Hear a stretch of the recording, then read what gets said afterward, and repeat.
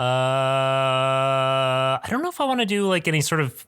I haven't been feeling doing opening bits lately. Yeah. Yeah, I kind of feel like just going in. That's fair. Okay, cool. Just making sure. So, hello and welcome to Side Character Quest with your two buds. Having a good time. Welcome, everybody, listeners. With you today is me, Ty, and with you today is... Me, your side character guest, Elian. Hello, Elian. Hello. How you doing? I'm doing all right. Yeah? I've got my D20s charging, so hopefully I'll have some good rolls. Go out here, play some good, clean D&D. Some good, clean D&D. Hopefully we come out victorious on the other side. Mm-hmm. I would be, I don't have any sort of jokes. I just hope this is fun and enjoyable, and for us and for the listeners. Hope everybody here has a great, grand old time. And with that, play ball, I guess. How would you feel about giving me a quick recap on what happened last time, as far as you remember? Last time, the important stuff is, Deirdre woke up to a sound, and her ward, Mads, is gone. Probably kidnapped by Sage Orion, which, rough stuff. She went in a hole, and that's where we are. Yes. So when we ended, you were descending into this hidden trap door that was dropping deep below this old fortress that Sage Orion calls home. And unless you have anything that you want to ask or say, how do you feel about just let's just fade in? Do you feel like that? Feel good? Yeah, feels good. All right. Play ball. And fade out.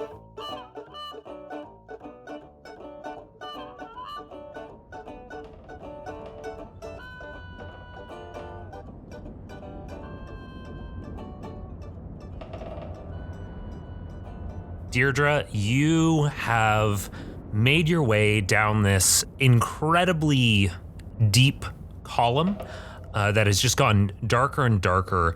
And as you've gone, you've just been following this really makeshift wooden stairway. The lower you have gotten, you've noticed that the walls are covered in soot and are just made of very uniform stone. And you have ended at the foot of this wooden staircase, just shrouded in darkness. What do you do? More importantly, what is Deirdre feeling right now? She's apprehensive, but determined to figure out what is happening, not out of curiosity, but more out of obligation. Gotcha. 'Cause she did, as much as she kind of, is not really antagonistic to Mads, but, reluctantly maternal, I guess?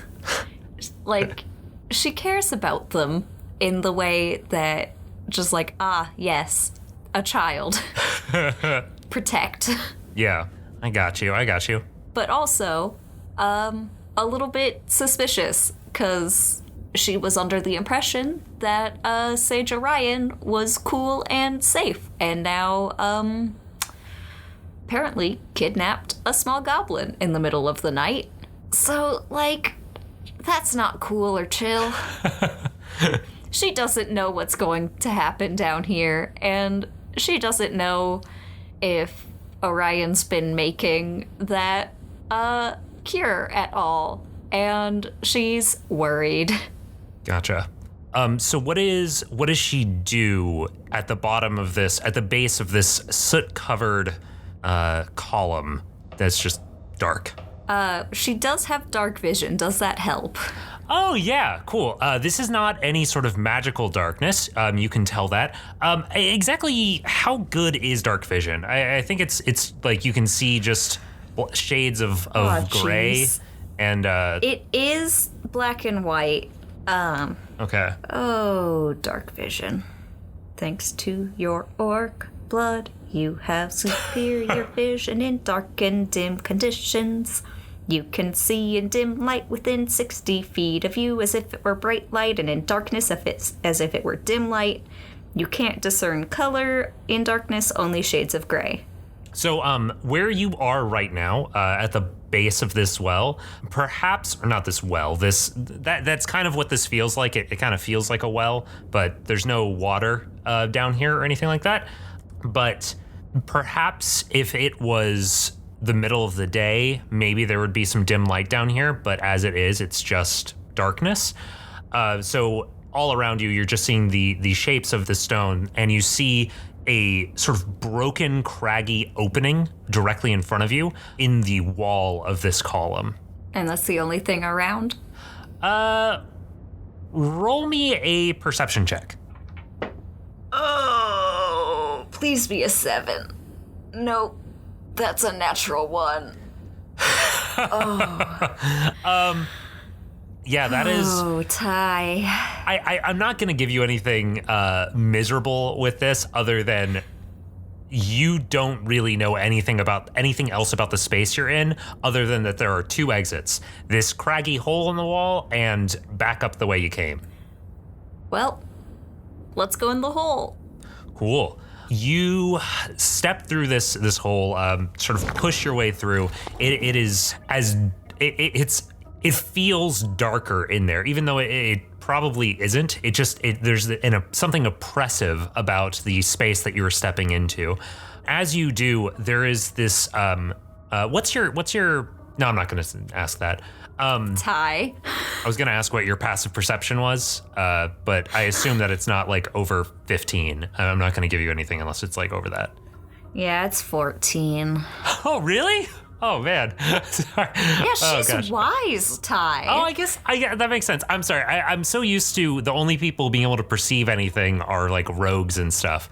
I wasn't thinking about what that actual skill is based in. But anyway, you have stepped into this space, and what you can perceive about it, it feels immediately, as you step through, it feels immediately more open. There is like, okay.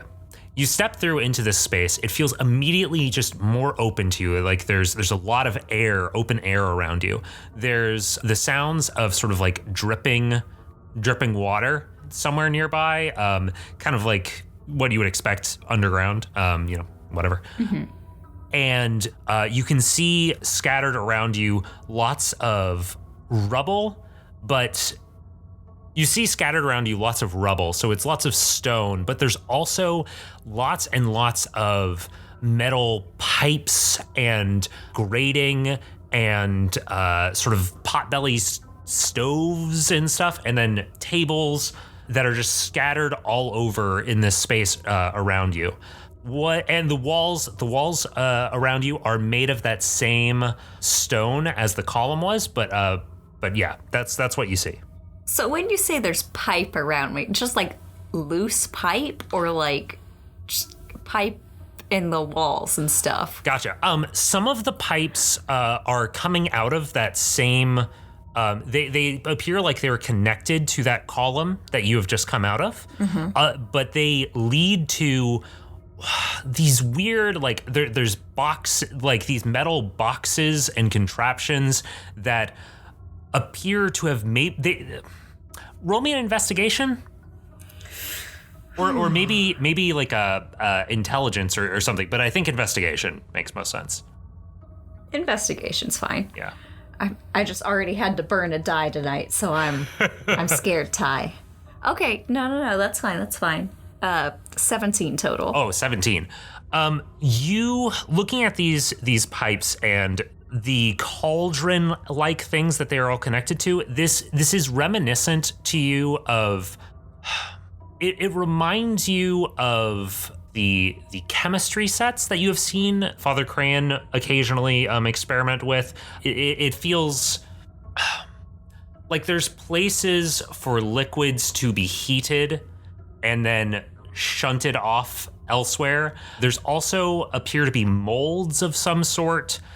I'm trying to think. You get the impression that this is a place where something was made in large quantities, I guess is what you would get with a 17. Because like I don't feel like like Deirdre has the background knowledge to be able to piece together anything more than that, unless you can justify otherwise. No, she's probably just looking around like, alchemy, not my forte.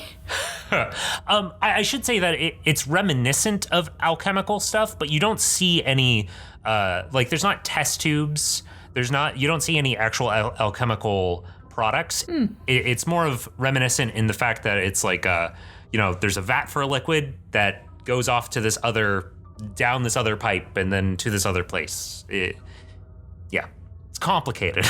Touches a pipe. It's warm. Science has happened here recently. You can tell that these pipes are very old and no science has happened here in a long time. Ooh. Yeah. Then what the fuck is he doing down here? All right. As you were thinking that, as you were looking around, you notice this is a huge space that you're in, all right? And these metal piping and machinery is like all over the floor, and it would be very difficult for you to just walk through this space. But you notice that near the place that you came out, a metal stairwell leading up to a catwalk. All right.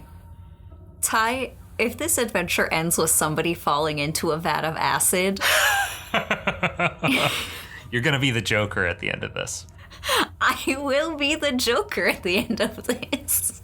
Please, if somebody could please give us some Deirdre Joker fanfic and then follow that up with all of the characters as various DC villains, I would really appreciate it. Gods. All right. Now I'm going to be distracted thinking about that all night. Thanks, You're Ty. welcome. You are welcome. So do you head up this catwalk?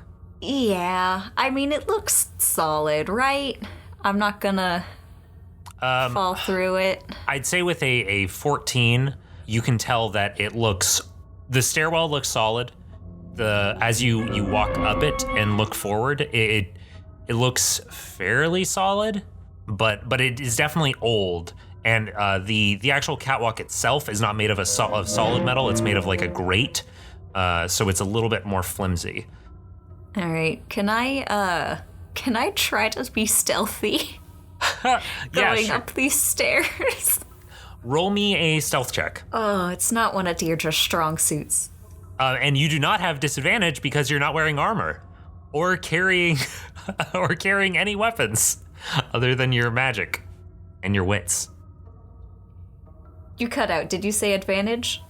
Oh, you do not have disadvantage because you are not wearing armor. I do not have disadvantage. I don't think she has disadvantage anyway, because she just has a chain shirt. She doesn't have, like... Plate mail. Okay. No, she doesn't have, like, the big one. Mm-hmm. All right. 14. 14. All right. Well, I will let you know if anybody spots you. Thanks. She goes up the stairs, and she goes across the catwalk. As you are walking along this catwalk, you notice that there is a small section of the metal grate. Because you were taking your time and because you specifically were looking at this, you spot that there is a weak spot in the catwalk that you managed to just hop over, which otherwise could have led to a nasty fall. Into a vat of acid? No, there's just a bunch of like really nasty, gnarly looking pipes and stuff underneath. Yeah, it would have hurt, but it wouldn't have mutated you or anything like that. Interesting. Mm-hmm. All right, let's keep going, Ty. As you proceed, you reach a sort of plus sign intersection, so a four-way stop, basically.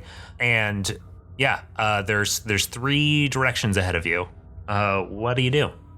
Oh. Can I hear or see anything? Roll me another perception check. Because honestly, at this point, like, she's just trying to find Mads. Mm-hmm. I just looked at my perception. Why can I not remember what it is? 18 total. 18 total. You hear off to the front of you, you hear the sound of the fairly quiet sound of like chain shifting and something moving on the ground. It's too far away in the darkness, and it's at a lower level than the catwalk, so you can't see where the sound is coming from, but you do hear that way off to the front. To the left and the right, you don't really see or hear much of anything, other than that if this is a long room, the left and the right are closer to you. You know what I mean? Mm-hmm. So you can tell that those two ways are just closer. Oh, you also notice that the way to the left, there is a break in the catwalk that you would have to jump over if you wanted to get over there. To the right and the forward are both walkable. All right, let's check out the right first. Okay. Moving forward, you fairly quickly reach another stairwell descending down to the ground again. You see in front of it, I assume you go down? Yeah, I mean, she's being as quiet as she can. Yeah. And she's keeping an eye out, but... In front of you, as you walk down these stairs, you see a set of bars and a lock on those bars. Or a doorway, I guess. So a lock on the doorway, on a metal doorway. Can I see through the bars? Yes. Looking inside, you see a large collection of like dozens and dozens and dozens of weapons. Just so much. A really, really crazy amount of you see spears, you see short swords, all kinds of different things. A lot of them look, there is water dripping. This is where that sound was coming from. Water dripping from the ceiling here. And a lot of the weapons have rusted or have moss growing on them, but it looks like maybe there is something salvageable there. No people? No large bears? No. You do notice some writing scratched next to the door. Oh. I assume you read that. Yeah, as long as it's in Common, Orc, Elven, or Dwarven. Yeah, it is in Common. It looks like it's a very old hand, although I don't know that you would necessarily recognize that. You probably would. Written on the side of the door is this. If you are looking to square up to foes, or sever a finger, an arm, or some toes, don't pent up your anger, don't try to be nice, just open that lock and stab, jab, and slice. Yeah, Deirdre's not messing with this. Deirdre's like, nothing good ever comes from a rhyme in front of a locked door. She's going back up. Oh, okay. Okay. She's like, this does not have what I was looking for in it. There's a rhyme. I'm not messing with that. All right, let's go. All right. I'm very sorry, Ty, but I have to stay true to Deirdre. No, that's totally fair. And I think with that cold shutdown, we are going to take a little break. I'm so sorry, Ty. No worries.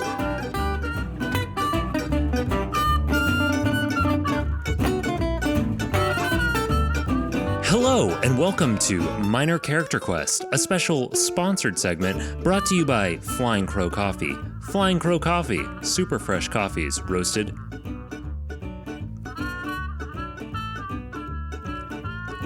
in tiny batches. Today, we're joined by our old friend Eli, who will be doing a minor quest with his character, Oust. Tell us a little bit about Oust, Eli. Oust the Shadow Prince is a level 20 necromantic drow. There are many rumors about Oust, and the more horrifying the rumor, the more likely it is to be true. You find yourself outside of the dungeon of the Lich God. You have just struck him down and taken his throne. You feel the power pulsing inside you. You know that you can defeat anyone, can defeat anything. And your cat is stuck up a tree. What do you do?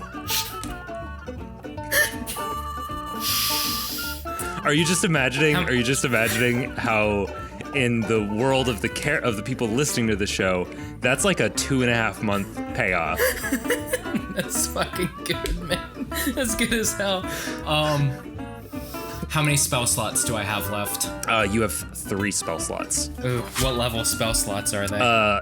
You only, this is a kind of crazy thing. You only have to use level 1 spell slots to defeat the Lich God. He was kind of a little bit more of a pushover than you expected, honestly. Okay. I send my groundhog familiar, Necronus. What was that? What was that? My grave hog familiar, Thank you. Necronus, to climb up the tree and let my cat Floofykins know that I am coming for it. Okay. And then I'm gonna climb up this tree after it. So wait, is the grave hog has to roll a athletics check? No, I what's the word? Dispel him and then Summon him. Resummon him up top the tree to let Floofykins know I'm coming. Okay. I'm gonna skip that part, but I'm gonna put this little segment in the bloopers just to let the listeners know that I did think about this, but I didn't think it was worth putting in the very tight, airtight commercials that we're putting together here, because we are a professional operation. Yes. All right, roll me. I'm climbing this tree. Roll me that athletics check. Oh wait, you were looking for a 12. What do you got? It's a 9. Oh my god. You get about halfway up this tree, and Floofykins swats at your face. Was that their name, Floofykins? Floofykins. Floofykins swats at your face, and you fall down this tree, and you are about to take 2d10 of falling damage, but you then stumble backwards over the cliff that the tree is right next to, and you plummet 100 feet. Take 12d10 falling damage. Do I know if that's how falling damage works? No, but that's how it works now. This will also go in the bloopers. 6.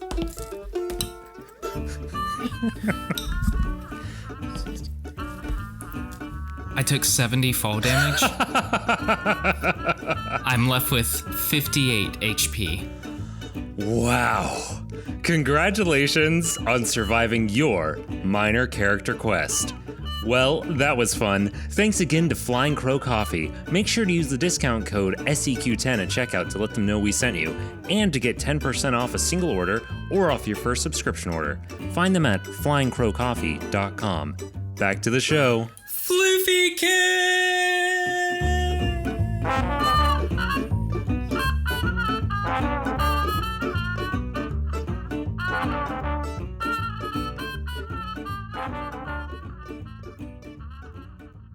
Well, didn't that sound like a lovely show?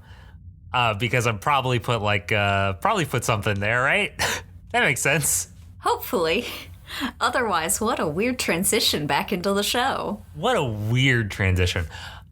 Anyway, let us get back to where we were. So, Deirdre, you are making your way back up onto the metal catwalk, walking over this metal machinery and whatnot.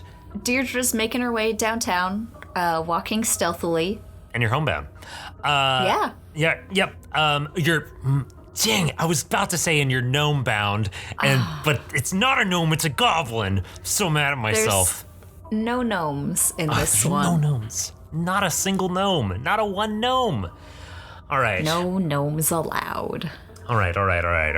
Cool. So, you are now making your way back up to that crossroads on the catwalk, and the ways ahead of you are either to... If I take a right, that goes towards the chain. Yes, and if you go forward now, then you go towards that break in the catwalk that you would have to jump over. How spry was Sage Orion? He looked fairly, like, young and muscular. Like, he looked pretty fit. So, this break could possibly be something that, is just part of his routine. Maybe. I will also note that the ground below you, you could conceivably, like, walk this path. It would just be more difficult than walking the catwalk. Because you'd have to go around stuff. Exactly. And, like, climb over things and whatever. Let's go towards chain noise. Deirdre thinks it's probably the bear. Well, let's go that way. Cool. You make your way forward, keeping that stealth up. This way is a little bit longer than the one that you took a moment ago, but you do eventually start to see the wall of this big open space approaching you, and you see the end of the catwalk and stairs leading down. As you continue to creep quietly closer, you see a large arc in the wall, opening into a hallway of some sort, and is laying on the ground in front of it, you see a coyote curled up. Laying on the ground like sleeping, or laying on the ground like, oops? Roll me a perception check.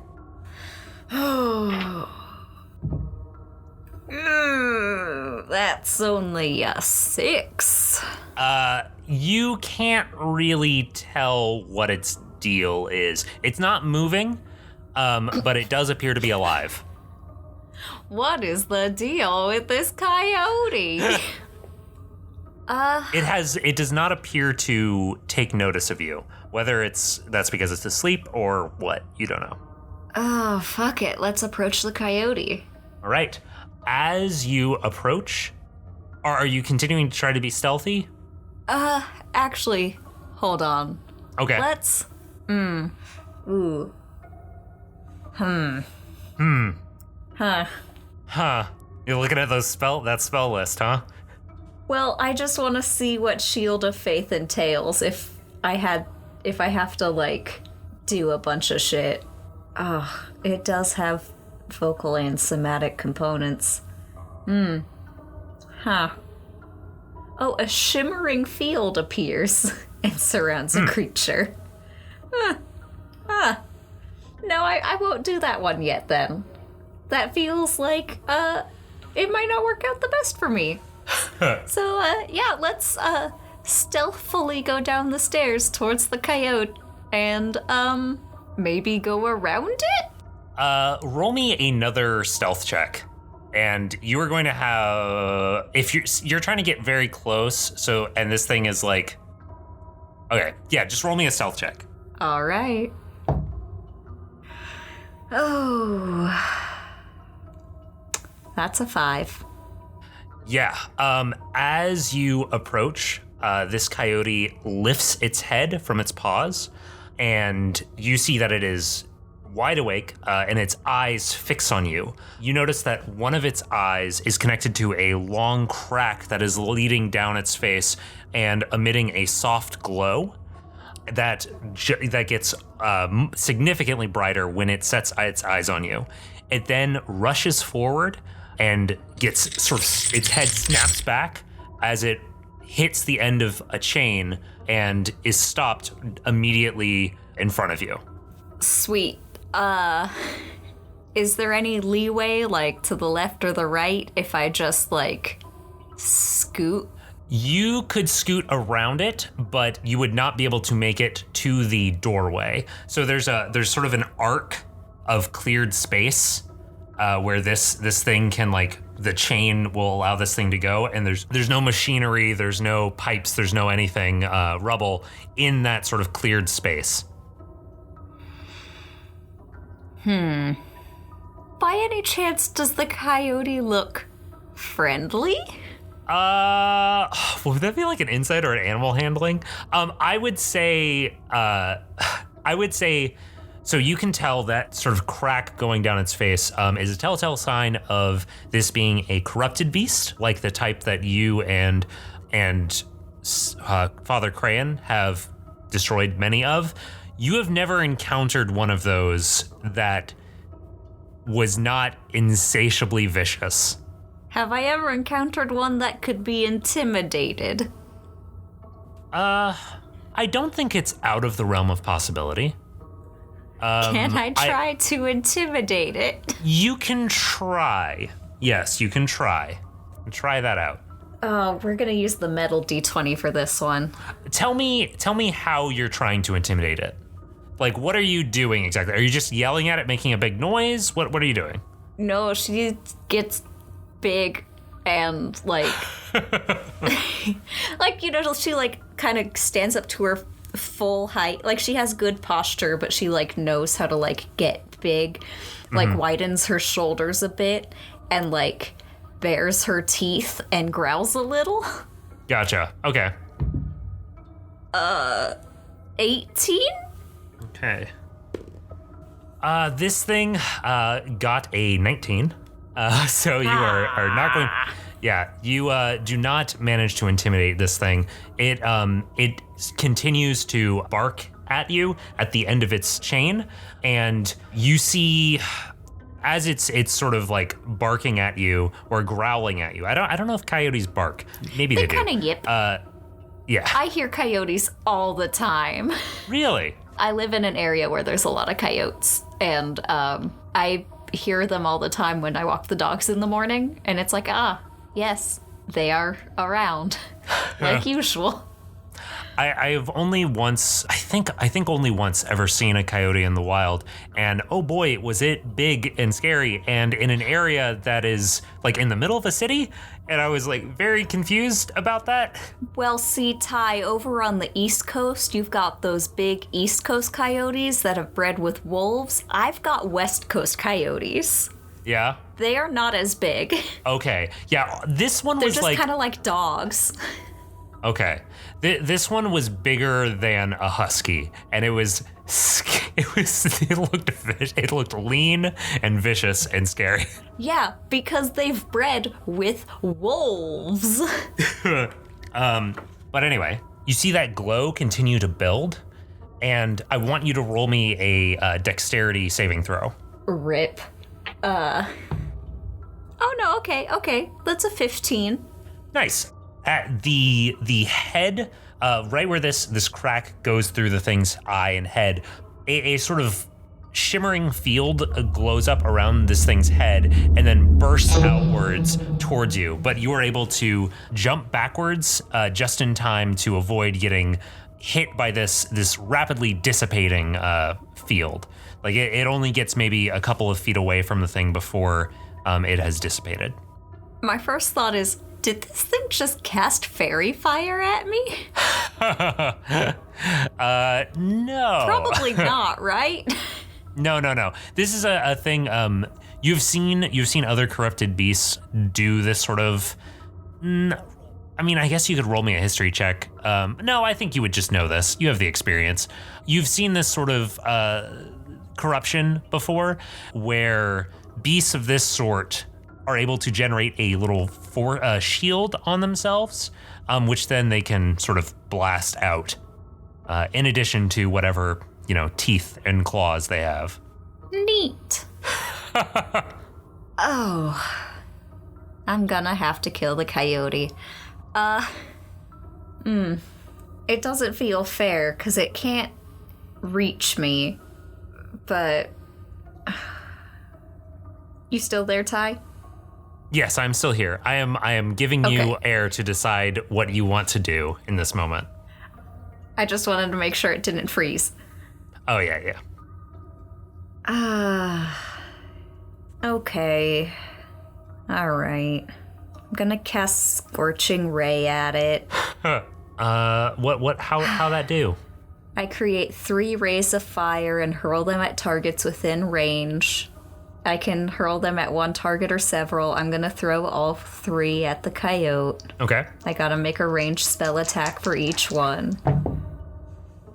My lowest is 19. Yeah, that totally hits. Yeah, so that was my lowest one. So Wait, all that was 3 your of them hit.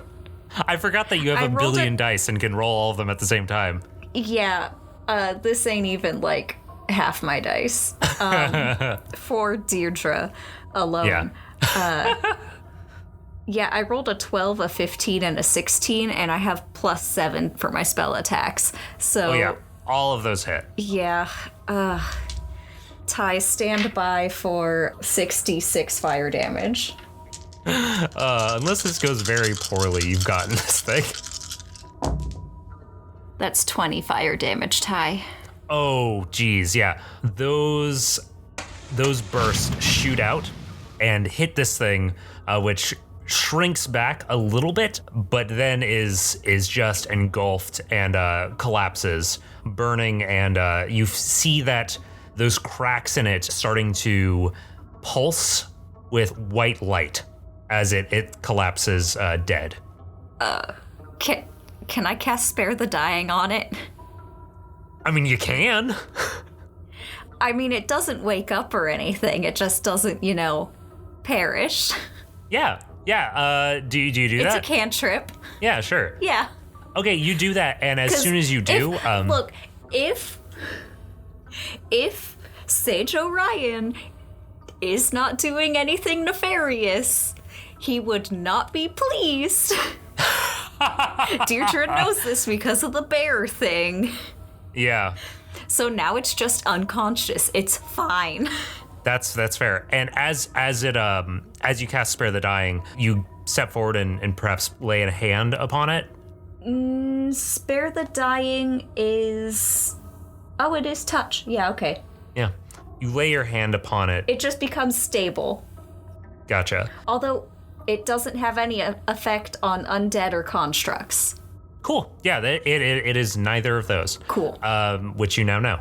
So as you lay your hand upon it, the pulsing white light in the cracks running through its body slowly diminishes, and it goes down to a soft, almost imperceptible glow that you can just barely make out with your dark vision.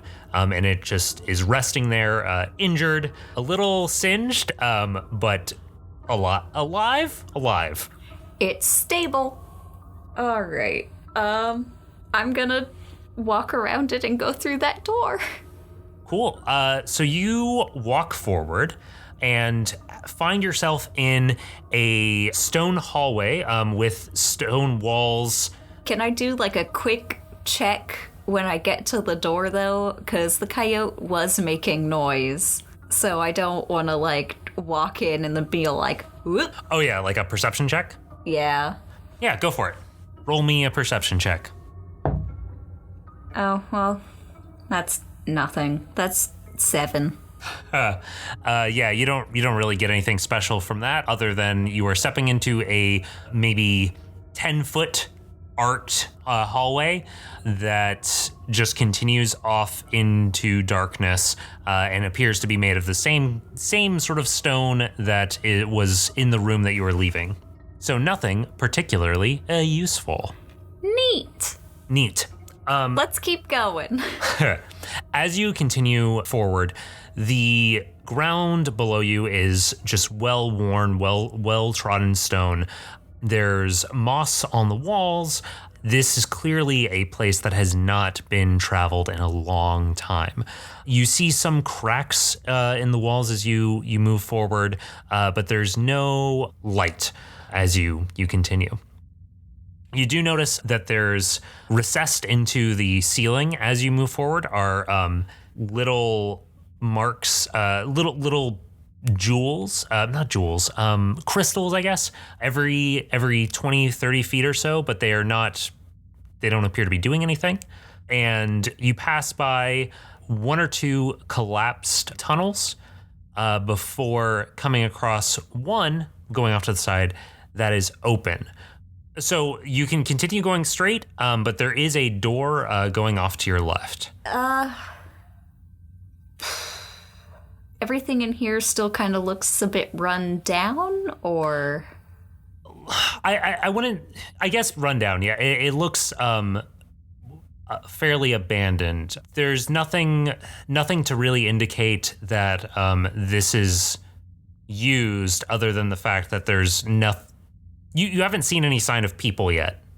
No footprints in dust, nothing. Not with a 7. Rip. Oh, boy. I mean, let's just check out the door real quick. Okay. You go up to this door. It is a old metal door, but it opens. You test the handle, and it opens easily, revealing another dark room. And looking inside, you see that there are beds in this room that clearly have not been touched in a long time. And in fact, the only thing to indicate, the only thing unusual that you see in this room is a pile of something with a cloth covering it, and with a blanket cloth covering it. And it is giving off a horrific smell. Oh. Can I tell what kind of horrific smell? It smells rotten. Like old meat. Nasty. Is there anything that, like, Deirdre can pick up and use to, like, shift the blanket a little? There's one of the beds is broken, and one of the legs has is like a old wooden stick that is like snapped off. If you wanted to use that. Yeah, let's use that. Just kind of lift a corner of the blanket, see what's under there. You lift a corner of the blanket, and unlike everything that you have seen up to this point, the cloth that you see looks fairly fresh, but more importantly, it is, you see the leg of a pair of pants, you see a boot, and lifting up the cloth a little bit more, you see a dead body resting under this blanket. Do I recognize the dead body? The body appears to belong to an orc. They appear to be a traveler, maybe, but you do not recognize them. Papa? There appear to be, it looks like there might be other bodies underneath, but that is the one that you can see. Thank you for going over my joke. It was a bad joke. I did not notice it at all. What was your joke? Did I miss it? No, just after you said it was an orc, I'm like, Papa? Oh, no. The audio cut out. I did not hear that at all. No, it's fine. It was bad. It didn't deserve to be there. Oh, God. Oh, that would be horrific. Deirdre knows nothing of either of her parents. No. Oh, okay, but it's not like, because there were two bad options that were going through Deirdre's head. One, that it was Sage Orion, who, if Sage Orion has been dead down here for a while, then who the fuck's been up there? Two, Mads. No, it is neither. Do you look under? Do you like remove the blanket and look at the other bodies? Or are you satisfied? I mean, if there's this much stench of rot, it's probably old. Mm-hmm.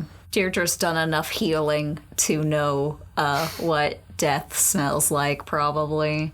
Yeah. Oh, and if this one's on top, it's probably the freshest. Mm-hmm. Although wild that there's a fresh blanket on top of a pile of old rotten bodies. So, like, that's great. The blanket actually looks like it belonged to one of the beds in this room. So the blanket itself is fairly old, and it's very old, actually. It is very, like, threadbare and old, but it was a thick blanket many, many, many, many, many years ago. All right, and this is the only thing in this room? Pretty much.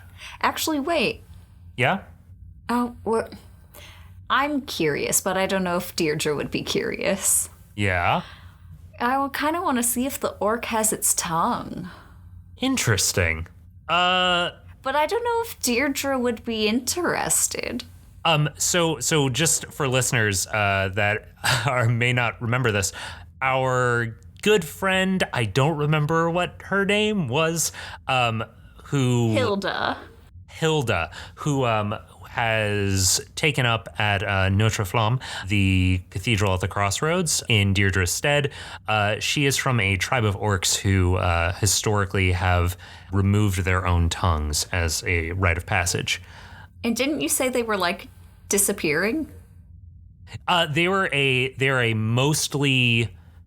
I didn't say they were disappearing. I get where your mind's at, and I like where your mind's at.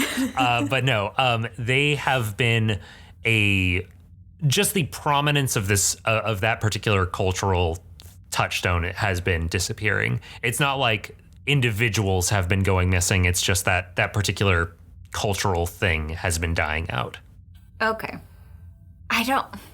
The problem is I want to know, but I don't think Deirdre cares at all. Deirdre has other things to do. So we're going to move on.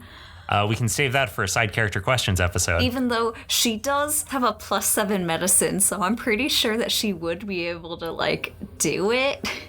Mm-hmm. Ah. All right. If this pile of bodies is the only thing of note in this room, she's going to turn around and go back and keep going the way she was going. Cool. You go back into the hallway and... Can I keep the stick? Yeah. Yeah, you can keep the stick. It's we'll count it as like I guess we'd count it as an improvised weapon. It's not quite like quarterstaff size, but it's something. Okay. Yeah. So you make your way down this long hallway, and again you see a couple of other paths that are broken. You come across another door that is sort of like rusted shut, but nothing of note happens until I want you to roll me a perception check, and we'll see how this one goes. 18. 18. After making a turn in the tunnel, you see way off ahead of you actually a spot of light at the end of the tunnel, and you hear slight movement just sort of echoing down the tunnel. Just sort of the sound of things clattering, maybe. I don't know. You hear the sound. It's just very different, very distinct from absolute silence, you know? Okay. Yeah. And it's fairly far off still. Well, let's go towards that. All right. As you approach, how are you approaching right now? Quietly? Okay. That's what I was wondering. Roll me a stealth check. That, my man, is 17. Nice. Okay. As you approach the end of this tunnel, the end of this hallway, and head towards a room that is full of light, you see a stack of boxes sort of half obscuring the entryway, and you are able to make your way to that stack of boxes and sort of crouch down behind it. And you see off into this room a figure sort of moving around among tables and stacks of supplies and cages and things like that. Hobgoblin-sized or goblin-sized? Hobgoblin-sized. All right. Do I see Mads anywhere? Roll me a perception check. Oh, come on, baby. I'm just having you roll all kinds of shit right now. That's fine, that's fair. Come on, baby. This is D&D, I guess. 18? 18. Looking around the room, like I said before, you see loads of boxes. You see like old-fashioned workspaces. There's lots of bottles and test tubes, burners. Lining the walls are these big open, these windows, letting in sunlight. And on a table, strapped down, you see the small goblin figure of Mads, who appears to be unconscious. Oh, also in those cages I mentioned before, you see various animals. Yeah. Ooh, that's a lot to unpack.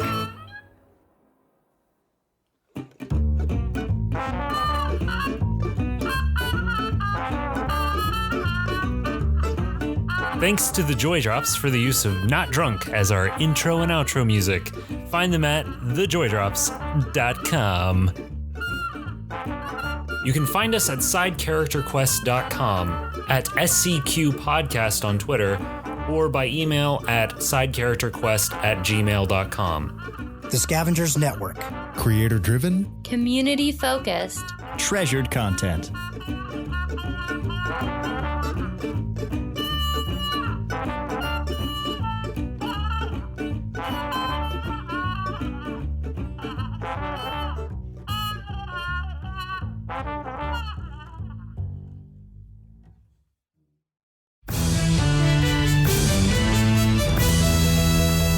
SNBN News, I'm Bourbon Brosvin. We're receiving reports that a group calling itself the Scavengers Network is plotting some kind of an independent podcast showcase on twitch.tv starting May 21st of this year.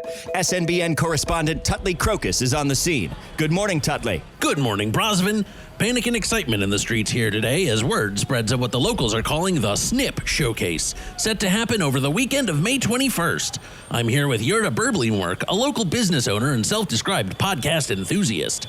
Deirdre, tell me, what is this Snip Showcase and what precautions are you taking? Hello, Tutley. I'm honestly a bit nervous because I only listen to the big name podcasts, you know, like the red hair funny guy from TV and the big dumb wrestling guy from Fear Factor. So I am intimidated. Apparently they're gonna pack a whole weekend full of live shows, videos, and other stuff from like smaller independent creators on something called Twitch. And that just scares the daylights out of me, I'll be honest. I see. And they're calling this the Snip Showcase. What exactly are they snipping? I don't know, Tutley, but if I know one thing, it's that twitching and snippiness ain't a good sign. Somebody gave me a sticker that said snipshowcase.com, but I'll be honest, I've been too afraid to type that in anywhere. Thank you, Deirdre. SNBN News, I'm Tutley Crocus. Back to you, Brosvin. Thank you, Tutley. During that interview, our IT department has loaded snipshowcase.com onto a secure virtual machine. It seems to contain all of the information pertaining to this weekend-long live-streamed podcast event. Our analysts are working to figure out what this could mean. I'm Bourbon Brosvin. Stay tuned to SNBN for more updates. This is going to get cut and put in the bloopers. Dude, there's a level 9 spell called Weird. Whoa, tell me what it does. It is wild, Ty. Let me get it up here just so I, Okay. Drawing on the deepest fears of a group of creatures, you create illusory creatures in their minds, visible only to them. Each creature in a 30-foot radius, so each creature in a 30-foot radius sphere centered on a point of your choice within range must make a wisdom saving throw. Okay. On a failed save, the creature is frightened for the duration. The illusion calls on the creature's deepest fears, manifesting its worst nightmares as an implacable threat.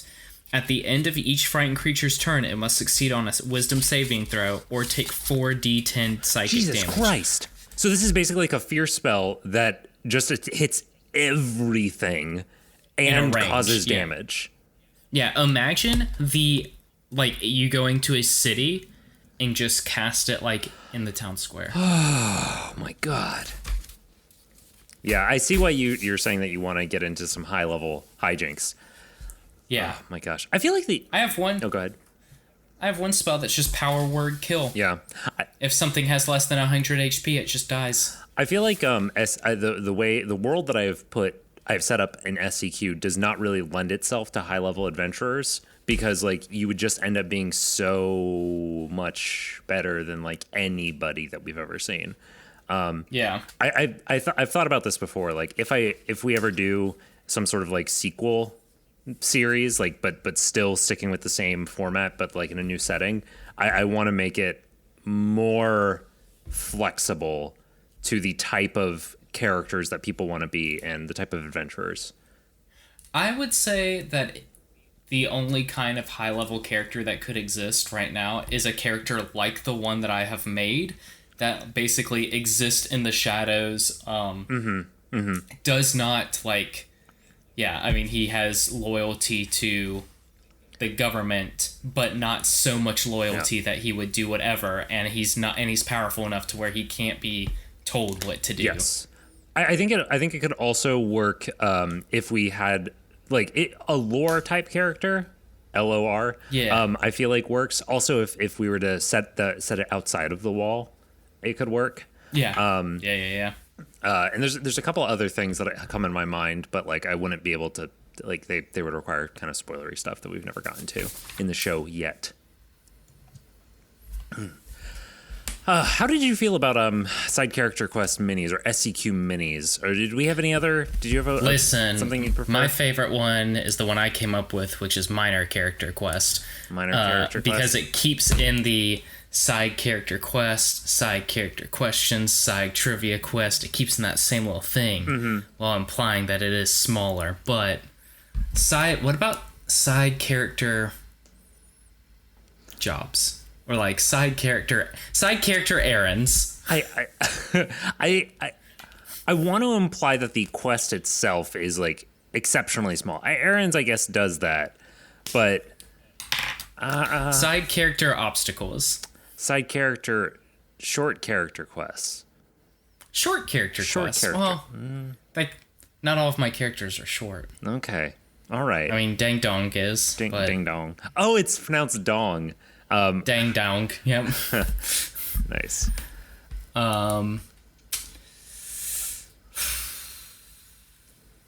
Mini character quests. Mini character quest.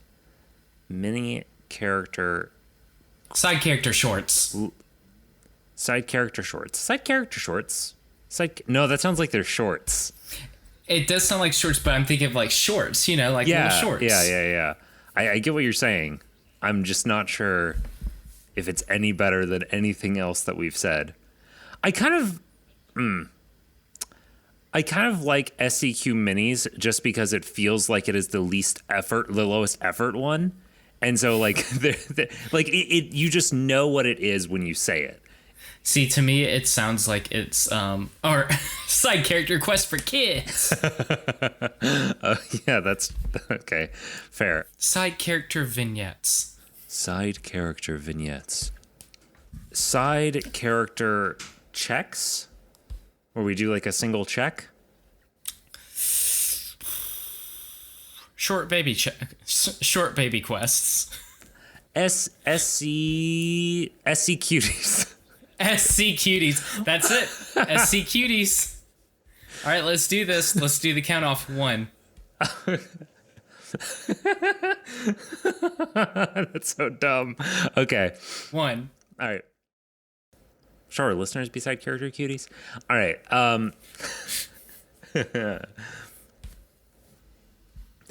Hello and welcome to Side Character Cuties, a special sponsored No, that's not. That sounds bad. I need to do SC Cuties. But it still doesn't work, does it? It doesn't work. I think minor character quest, because is the character minor or is the quest minor?